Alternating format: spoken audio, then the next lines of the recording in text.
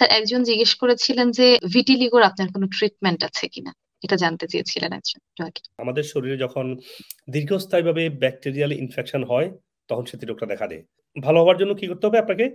প্রথম দেখতে হবে ইনফেকশনটা কেন হয়েছে। আপনার ইমিউন সিস্টেম দুর্বল।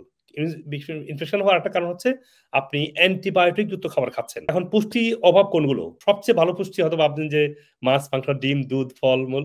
না, সবচেয়ে ভালো পুষ্টি হচ্ছে শাকসবজি। আপনার পুষ্টির আধার হচ্ছে শাকসবজি এবং এদের ক্ষেত্রে ভেজিটেবল কে জুস করে, হ্যাঁ? স্পেশালি কেল পাতা, স্পিনাচ মানে পালং শাকের পাতা, তারপরে সেলারি স্টিক পাওয়া যায় বাংলাদেশে এখন, বিট পাওয়া যায়, বিটরুট বলে, আর ক্যারট পাওয়া যায় যেটা গাজর পাওয়া যায়, আর শসা তো জি পাওয়া যায়, এমএসএম, ডার্মা এ, কোলাজেন, এল গ্লুটামিন, ডাইজেস্ট প্রো। এই ওষুধগুলো খেলে, ভেজিটেবল জুস খেলে, তো এই জন্য বলছি আপনারা আপনারা ন্যাচারালটার মধ্যে খুঁজবেন যে সমাধান। নবী করিম সাল্লাল্লাহু আলাইহি ওয়াসাল্লাম এটা কি সমাধান। ওষুধ বলেছেন?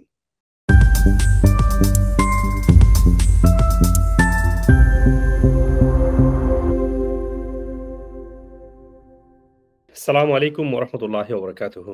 স্যার একজন জিজ্ঞেস করেছিলেন যে ভিটিলিগোর আপনার কোনো ট্রিটমেন্ট আছে কিনা, এটা জানতে চেয়েছিলেন একজন একটু আগে। ভিটিলিগো বাংলা হচ্ছে সেতি। এখন এই সেতি রোগটা এটা একটা অটোইমিউন রোগ। আমাদের শরীরে যখন দীর্ঘস্থায়ীভাবে ব্যাকটেরিয়াল ইনফেকশন হয় তখন সেতি রোগটা দেখা দেয়। যখন দীর্ঘস্থায়ী ব্যাকটেরিয়াল ইনফেকশন থাকে তার মানে হচ্ছে আমাদের ইমিউন সিস্টেমটা উইক হয়ে যায়। তো ইমিউন সিস্টেমকে উইক হয়ে গেলে আপনার যখন ব্যাকটেরিয়া ইনফেকশনটা গাটে হয়, পেটে হয়, তখন গিয়ে মেলানোসিসের প্রসেস ব্যাহত হলে তখন স্কিনে হোয়াইট কালারটা চলে আসে, রিয়েল কালারটা তৈরি হয় না। এখন এটাকে বাংলাদেশে বলবে কোনো পাপের ফল, অনেক আ কুসংস্কার তারপর রিলেটেড। হ্যাঁ, কুসংস্কার আছে অনেকগুলো। এটা কখনো ভালো হবে না এমন বলা আছে। আমাদের হাজার, হাজার না হোক, আলহামদুলিল্লাহ বাই দ্য উইল অফ আল্লাহ শত, শত পেশেন্ট ভালো হয়েছে। হ্যাঁ? ছোট, বড়, আমার একদম ৮৫ বছর বয়স্ক ভিটিলিগো পেশেন্ট ভালো হয়েছে নিউ ইয়র্কে।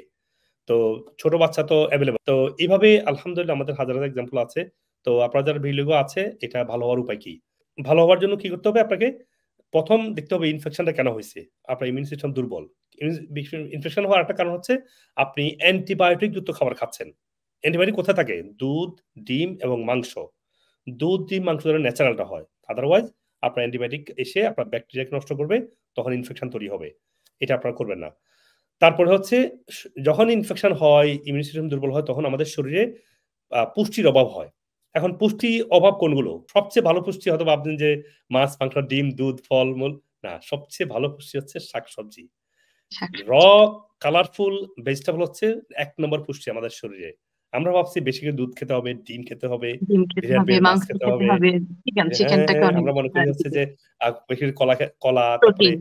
আম, মানে এই যে না এগুলো দরকার। সবই তো আল্লাহ তাআলার প্রত্যেকটা খাবারের মধ্যে আছে। আমার দরকার। আমাদের অনেকে বলে, "ডক্টর হক সবচেয়ে ভালো ফল কোনটা?" তো যদি বলি আপনি আপনার কোন ছেলে-মেয়েটাকে সবচেয়ে আপনার ছেলে-মেয়ের মধ্যে সবচেয়ে ভালোবাসেন কাকে? আমি তো সবাইকে ভালোবাসি। আল্লাহ। এটাতে এক্সাম্পলটা এভাবে মিলে না। But kind of like that যে প্রত্যেকটা খাবারের মধ্যে আল্লাহ পুষ্টি দিয়ে আমাদের জন্য পাঠিয়েছে রিজিক প্রয়োজন আকারে। দেখে আল্লাহ তাআলা বানিয়েছেন আমাদের জন্য। আমাদের জন্য জি। তো আল্লাহ বলছেন যে জাররা মুখতালিফা। বলে না যে তোমরা বেশি করে আম খাও বা কলা খাও। বলছে কি আল্লাহ বলছে কি যে নিজ থেকে যেটা তৈরি হয় এগুলোই তোমরা খাও। পমোগ্রেনেট অনেক ফলের নাম আল্লাহ তাআলা বলছে বারবার করে। অনেক ভেজিটেবল নামও বলছেন। সেটা ঠিক আছে। তো রাসূল সাল্লাল্লাহু আলাইহি ওয়াসাল্লাম হাদিস থেকে অনেকগুলা ফলের নাম আমরা দেখেছি। উনি বলছেন, খেয়েছেন, খেতে বলেছেন। তো সেটা ঠিক আছে। কিন্তু ভেলিগোর ক্ষেত্রে এই জিনিসটা যে আপনার পুষ্টির আধার হচ্ছে শাকসবজি এবং এদের ক্ষেত্রে ভেজিটেবল কে জুস করে, হ্যাঁ? স্পেশালি কেল পাতা, স্পিনাচ মানে পালং শাকের পাতা, তারপরে সেলারি স্টিক পাওয়া যায় বাংলাদেশে এখন, বিট পাওয়া যায়, আ বিটরুট বলে, আর ক্যারট পাওয়া যায় যেটা গাজর পাওয়া যায়, আর শসা তো জি। পাওয়া যায়। যদি আরো কেউ যদি সিরিয়াসলি খেতে পারেন করলার পাতা বা করলা। আর এটা খুব টাফ একটা বাচ্চাকে আপনি পানিশ করার দরকার নাই। সাহায্য করলা করবো। অত বেশি ডিফারেন্স হবে না। কিন্তু বাকি যেগুলো আছে এগুলো এভেইলেবল পাওয়া যায়। আপনারা দয়া করে এগুলোকে আপনারা অবশ্যই আপনার সন্তানকে খাওয়াবেন। জুস করে। যারা বিড়ুল আক্রান্ত আছে। আর বড়রা তো করলাও খেতে পারবেন। তাহলে ভেজিটেবল জুস করে খাওয়া, অ্যানিমাল ফ্যাট গুলাকে কম খাওয়া, মানে অ্যান্টিবায়োটিক খাবার কম খাওয়া। এরপরে এক্সারসাইজ, সানলাইট, ঘুম আর আমাদের কটা মেডিসিন আছে। আমাদের মেডিসিন আছে ৫ টা থেকে ৭ টা। এখন ডিপেন্ড করে কোনটা এটা লাগবে। এমএসএম, ডার্মা এ, কোলাজেন, এল গ্লুটামিন, ডাইজেস্ট প্রো। ডাইজেস্ট প্রোটা আপনার ডাইজেশনকে ভালো রাখবে, পেটের এনজাইমটাকে বাড়াবে, গুড ব্যাকটেরিয়াকে ব্যালেন্স করবে। এই ওষুধগুলা খেলে, ভেজিটেবল জুস খেলে আর খাবার তাহলে খাবেনটা কি? খাবে হলো শাকসবজি, ফলমূল, মাছ, ডিম, মাংস এগুলা খেতে কোনো সমস্যা নেই যদি ন্যাচারালটা হয়। দুধ খেতে সমস্যা নেই, যদি ন্যাচারাল দুধটা হয়। আর গমের তৈরি খাবার, সুগার, তারপর হচ্ছে অ্যান্টিবায়োটিক যুক্ত খাবারগুলা যেগুলো ফার্মে হয়, এগুলো বাদ দিলে দেখবেন আপনার আস্তে আস্তে বিলিগো চলে যাবে। আর এমনি যেখানে হয় সেখানে একটু স্টেরয়েড লাগাতে হয়। স্টেরয়েড লাগানো মানে স্টেরয়েড ক্রিম না, আল্লাহ প্রদত্ত স্টেরয়েড আছে। সেটা কি? কফিটা হলো আল্লাহ প্রদত্ত স্টেরয়েড। আমরা বানাইছি কি? অনেকে স্কিন আমরা কেয়ার কেমিক্যাল করে দিয়ে বানাইছি। ভালো কফি দিয়ে মনে দেখি। রাখবেন, মানুষের প্রদত্ত যে কোনো কিছুকে বডি ডিফেন্স করে। হ্যাঁ, যেমন কি হয়, আমাদের অ্যান্টিবায়োটিক রেজিস্ট্যান্স তৈরি করে। আপনি ন্যাচারাল অ্যান্টিবায়োটিক যদি আপনি খান, এই যে আমার একটা কাপে আছে, আমি খাইনি যদি এনেছি, এটা হলো টুরমেরিকের চা। টুরমেরিকের রেজিস্ট্যান্স শরীর কখনো করতে পারে না, কারণ এটা আল্লাহ প্রদত্ত অ্যান্টিবায়োটিক। তো এই জন্য বলছি আপনারা ন্যাচারালটার মধ্যে খুঁজবেন যে সমাধান। নবী করিম সাল্লাল্লাহু আলাইহি ওয়াসাল্লাম এটা কি সমাধান। ওষুধ বলেছেন। আসসালামু আলাইকুম ওয়া রাহমাতুল্লাহি ওয়া বারাকাতুহু।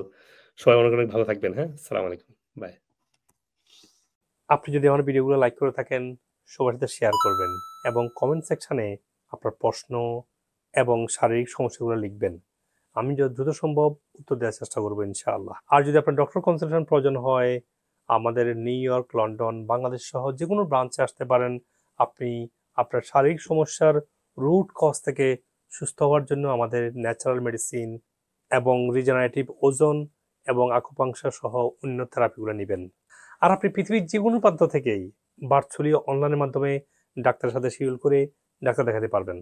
আপনি যদি আমেরিকান অথেন্টিক ন্যাচারাল মেডিসিনগুলো কিনতে চান, আপনি টিকটক অথবা অন্যান্য সোশ্যাল মিডিয়া থেকে কিনতে পারবেন এবং আমাদের ক্লিনিকগুলো থেকে কিনতে পারবেন।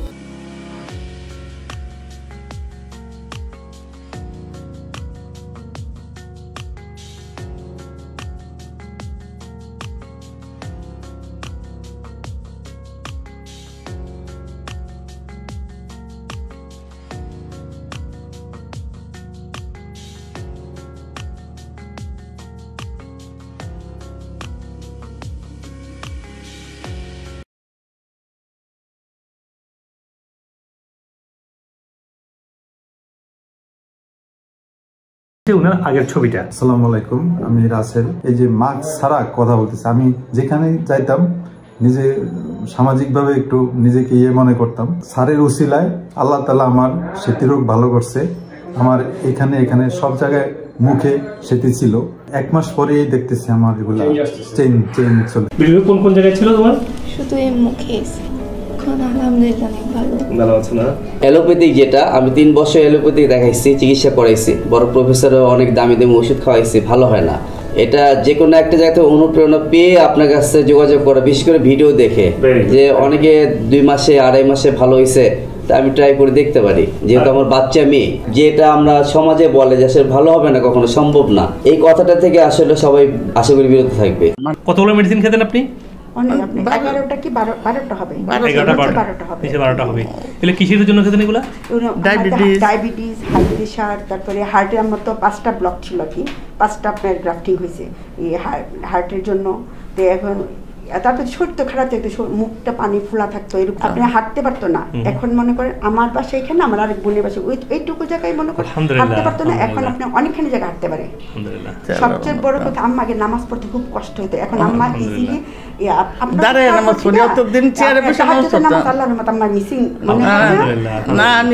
নামাজ এতদিন বসে বসে চেয়ারে নামাজ পড়তো, এখন আল্লাহর রহমতে দাঁড়ায় নামাজ পড়ি আলহামদুলিল্লাহ। আমি প্রায় দীর্ঘ 11 বছর থেকে বাঙালের চিকিৎসা নিতেছি। আমি 150 টুগাল আমি একদিন পর একদিন খেয়েছি। আমার যখন করোনা হয়েছে, করোনার সাথে আবার পাঙ্গাল প্লাস মাথার এই ক্যান্সারের ক্ষত, দুইটা মিলে আমি টোটালি একদম দৌড়ে পড়ে গেছি। আমি একা নিজে দাঁড়াইতে পারতাম না। আমি হাঁটু আর হাত দিয়ে আমি বাস্তবতা আমি খাটে উঠতে পারতাম না, খাটে দাঁড়াইতে পারতাম না, আমি অবস্থা হয়ে গেছি। যে আমি যখন এই সেন্টারে আসি, তখন আমার ডায়াবেটিস ছিল 29, প্লাস আপনার আমার পাঙ্গাল, মাথায় এবং ক্যান্সারের যে চান্স ছিল। তো এখানে আসি, যখন আমি দুটো থেরাপি দেওয়ার পর থেকে আমার উন্নতি দেখে আমি এখানে অলওয়েজ গত 3 মাস থেকে আমি চিকিৎসা নিয়ে আসতেছি। আল্লাহর রহমতে আমি এখন পুরোপুরি ক্যান্সার মুক্ত, পাঙ্গাল মুক্ত এবং ডায়াবেটিস মুক্ত আমি আছি। আল্লাহ এভরিথিং ইজ গুড, আলহামদুলিল্লাহ। আমি কোনো অসুস্থ ফিল করি না, এখন পুরোপুরি সুস্থ, স্বাভাবিক জীবনযাপন, কোনো সিক ফিল করি না যে আমার কোনো ডাক্তার কাছে যেতে হবে, কোনো ওষুধ খেতে হয় না আমাকে। আমি সম্পূর্ণ সুস্থ, আলহামদুলিল্লাহ। কিছুদিন আগে ডাক্তারের কাছে আমার স্বাস্থ্য পরীক্ষা করেছিলাম, মধ্যে মাশাআল্লাহ খুব উন্নতি হয়েছে, আপনার এই বয়সে যে ইয়ং হয়ে গেছে। আমি প্রায় 30 বছরের মতো আমার ডায়াবেটিস। আমার মেয়ের উৎসাহে আমি মুজিবুল হক সাহেবের শরণাপন্ন হই। উনি আমাকে উপদেশ দিলেন কিভাবে আমি ডায়াবেটিস মুক্ত হইতে পারবো। ওনার উপদেশ গ্রহণ করে আমি খাওয়া দাওয়া নিজের মধ্যে কন্ট্রোল করে নিলাম। সব খাওয়া দাওয়া, চলাফেরা, ব্যায়াম, নৃত্য সব কিছুর মধ্যে আমি ওনার পরামর্শ চলার পরে প্রায় 4 মাস কঠোর পরিশ্রম করার পরে আমি সম্পূর্ণ ডায়াবেটিস মুক্ত হই।